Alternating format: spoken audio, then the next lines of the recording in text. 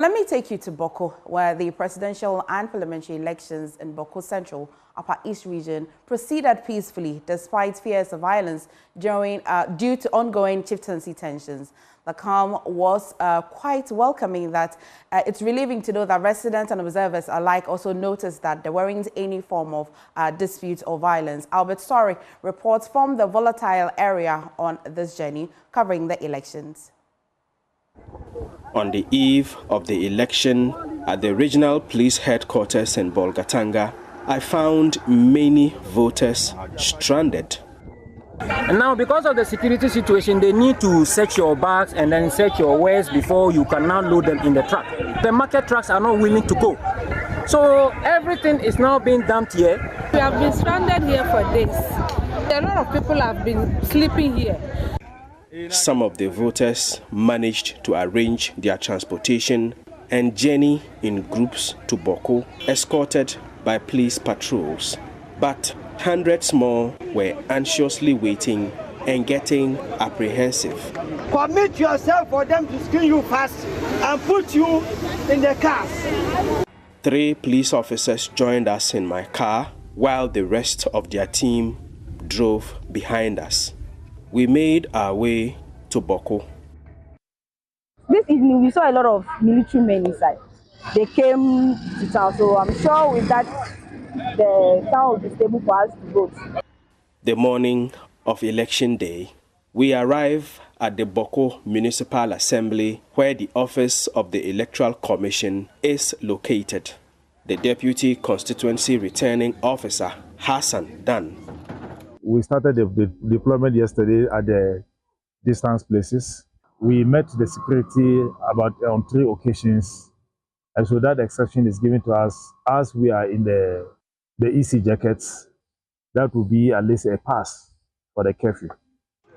We proceeded to visit some polling stations. It was peaceful everywhere we visited. As the polls drew closer to an end at 5 p.m., one thing was also on our minds: the curfew, which was still in place in Bawku, beginning at 6 p.m.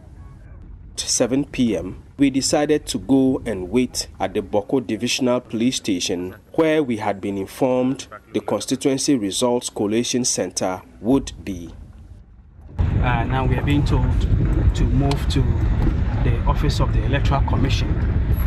You see that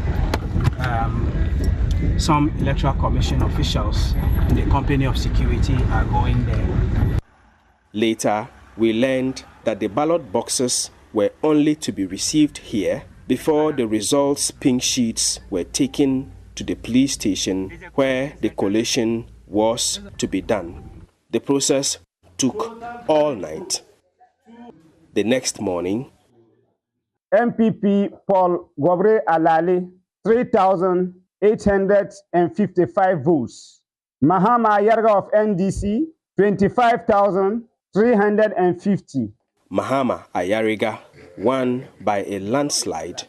This will be his 5th term and 4th time consecutively.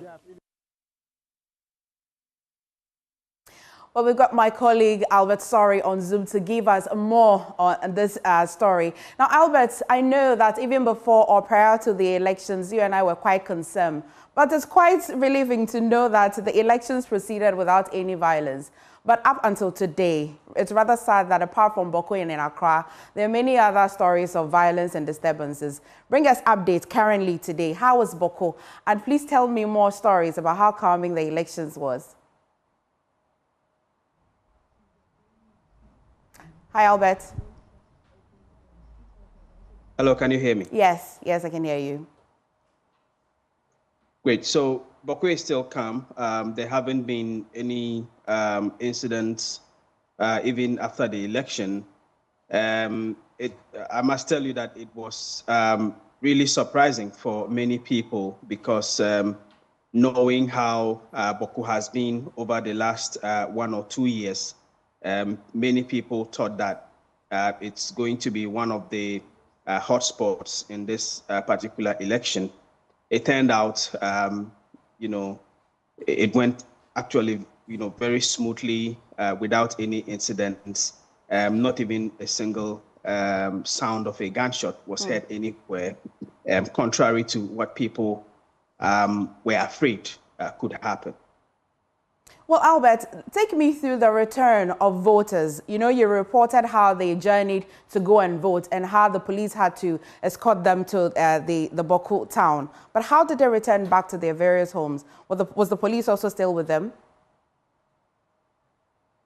Yes, so the expectation was that if you are still going to come in groups, normally the escorts are needed if you have to pass through the territory of your let's say, okay, so what's happening is that the two factions in the conflict have known territories, and if you belong in any of them, it's not in your own interest to pass through a territory that belongs to the other. Right. And so that's why the escorts are needed. If you need to go through the territory of your opponent or your enemy, for a better word, to get to your destination, then the escorts are needed.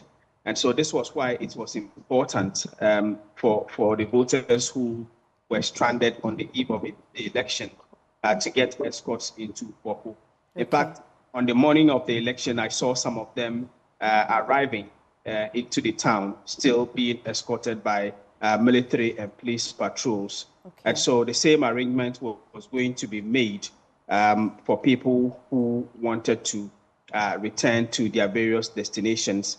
But the thing is that you will have to go and request the escort for it to be given. And so for the voters who were returning, especially if they were doing so in groups, using buses or other public means of transport, then the military and police patrols were still available to give them the escorts back to their various destinations. Okay, Albert, finally, before I let you go, I know that the curfew is still ongoing. Despite that, would you say that business is ongoing and everybody is getting on with their life peacefully and calmly?